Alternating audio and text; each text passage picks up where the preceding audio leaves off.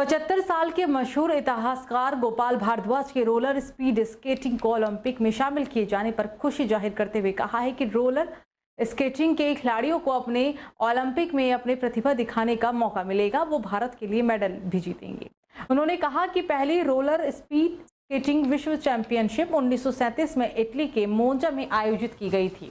अगले साल लंदन में 1938 ट्रैक रोलर स्पीड स्केटिंग विश्व चैंपियनशिप की मेजबानी की।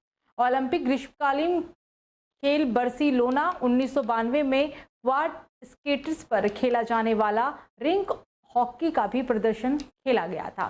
ये पहली बार था जब रोलर स्केट्स पर एथलीटों ने ओलंपिक मंच पर प्रतिस्पर्धा की थी। इसमें मसूरी के नंदकिशोर बंबू रोलर स्केटिंग के चैंपियन थे, जिन्होंने 1992 में बार्सिलोना में रोलर स्केटिंग रेफरी की भी भूमिका निभाई थी। और समय बदल रहा है। अब कई खेल ज़्यादा खेले जाते हैं। जैसे पहले क्रिकेट बहुत कम था, अब क्रिकेट भी इंट्रोड्यूस हो गया ओलंपिक्स में, पहले नहीं था। इसी तरह भारत में इंडिविजुअली भारत की टीम्स पूरे विश्व में जाती रही है। वर्ल्ड स्पीड स्केटिंग चैंपियनशिप हुई है न्यूजीलैंड में, वहाँ टीमें गई, हांगकांग गई, मकाओ गई, इजिप्ट गई, साउथ अमेरिका गई है, ब्राज़ील गई, कनाडा, जाती रही है टीमें। लेकिन ओलंपिक की बात अलग होती है। ओलंपिक में आप जानते हैं लगभग पूरी दुनिया के, जैसे आजकल लगभग 200 देश हैं, तो सभी जाएंगे। तो जितना ज़्यादा हमारे देश से पार्टिसिपेशन होगा उतना ही हमारे चांसेस अच्छे रहेंगे। और स्पोर्ट्स के जो बच्चे होते हैं उनको वो मिलती है, एक प्रेरणा मिलती है कि मैं भी कल को ओलंपिक में। बाकी स्कूलों में तो आज भी स्केटिंग सिखाई जाती है, तो लेकिन जब कोई एक तरह से कोई उनको वो मिल जाता है, एक टारगेट हो जाता है, या उनका एक एम हो जाता है कि हमें ओलंपिक में जाने का मौका मिले। तो भगवानपुर थाना क्षेत्र के चोली पॉइंट में रात के अंधेरे का फायदा उठाकर चोरों ने कॉमेडी किंग और फेमस यूट्यूबर आसिफ गौर के शूटिंग पर लिए गए किराए के मकान में सेंध लगा दी और लाखों रुपए का सामान लेकर फरार हो गए, जिसकी सूचना थाना भगवानपुर को दी गई। हालांकि भगवानपुर पुलिस ने आरोपियों को जल्द पकड़ने का दावा किया है। तो वहीं अब देखना होगा कि इस दावे में कितनी सच्चाई है। अच्छा, कितनी कीमत थी कैमरे की?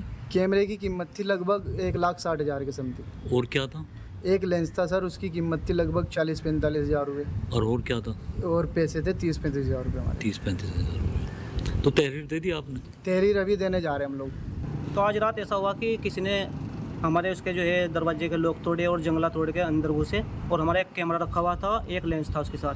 तकरीबन 2 लाख कीमत थी दोनों चीज़ों की, और 30-35 हज़ार रुपये हमारा जो है केस था, 35 हज़ार रुपये। अच्छा, तो पुलिस सब चीज़ें उठा ले गए। अच्छा, पुलिस को सूचना दी आपने? हाँ, पुलिस आई थी, अभी हमने तहरीर दे दी।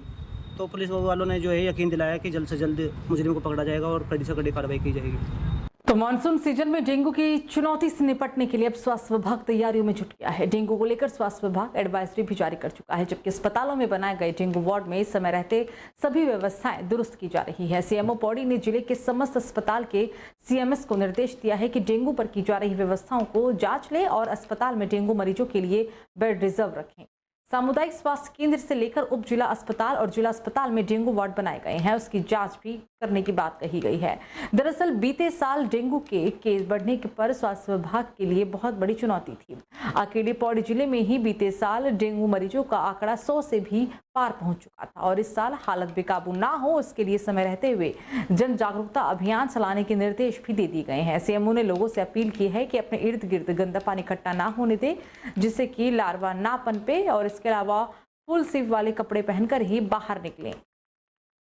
सबसे बढ़िया मॉस्किटो रिपेलेंट मैं तो अभी भी कहता हूँ कि जो हमारा सरसों का तेल होता है, अगर खुले जो हिस्से हैं हमारे शरीर के उस पर उसको लगा दिया जाए, बहुत अच्छा काम करता है। तो हमारी तैयारी लगी सभी जगह चल रही है। जितने हमारे अस्पताल हैं, प्राथमिक स्वास्थ्य केंद्र में हमने 4 बेड, और जो बड़े अस्पताल हैं 10 बेड। कोटद्वार वाला जो है, क्योंकि ज़्यादा वहाँ संभावना रहती है, 20 बेड हमने मच्छरदानी वाले अभी वहाँ तैयार कर दिए। आवश्यकता पड़ती है तो हम उसको 50 तक भी ला सकते हैं।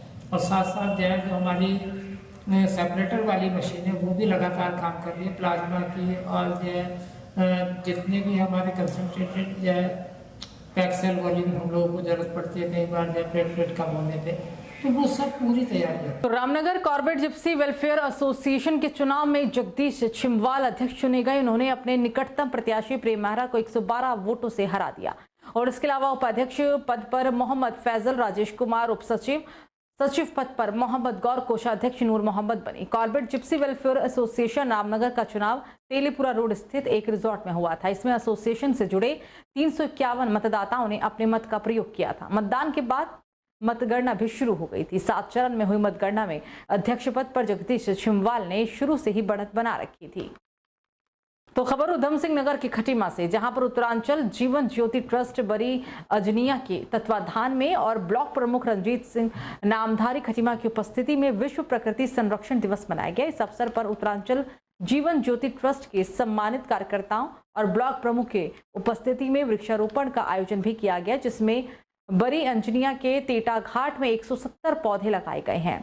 इस महत्वपूर्ण अवसर पर सभी ग्रामीण निवासियों ने उत्साहपूर्वक भाग लिया, जिसमें आम, अमरूद, नींबू, कटहल के पेड़ भी लगाए गए। इसमें आज जो हमारे ट्रस्ट के कार्यकर्ता हैं, उत्तम कुमार जी जो उपाध्यक्ष हैं, और अमित कुमार के साथ साथ हमारे ट्रस्ट के संरक्षक डॉक्टर संजय दिवाकर जी भी हमारे ट्रस्ट में जोर शोर से लग करके कार्य को आगे बढ़ा रहे हैं। और हमारे बीच में मीना जी हैं और राजेश जी, और ऐसे ही हमारे साथी ट्रस्ट के समस्त कार्यकर्ता, शशिकला जी हैं जो कोषाध्यक्ष हैं। तो सभी लोग मिलकर के इस कार्य को कर रहे हैं और मैं सबका आभार व्यक्त करता हूँ। तो जहां एक और हरिद्वार प्रशासन इस समय कांवड़ यात्रा को सकुशल संपन्न कराने में लगा हुआ है, तो वहीं दूसरी ओर खनन माफिया अवैध खनन को अंजाम देने में लगे हुए हैं। ताजा मामला हरिद्वार के लक्सर से सामने आया।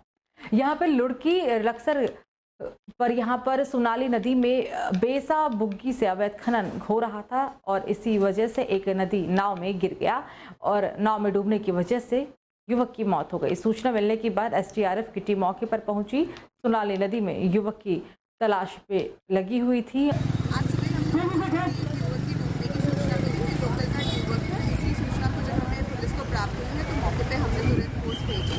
अभी युवक की एसडीआरएफ को अपने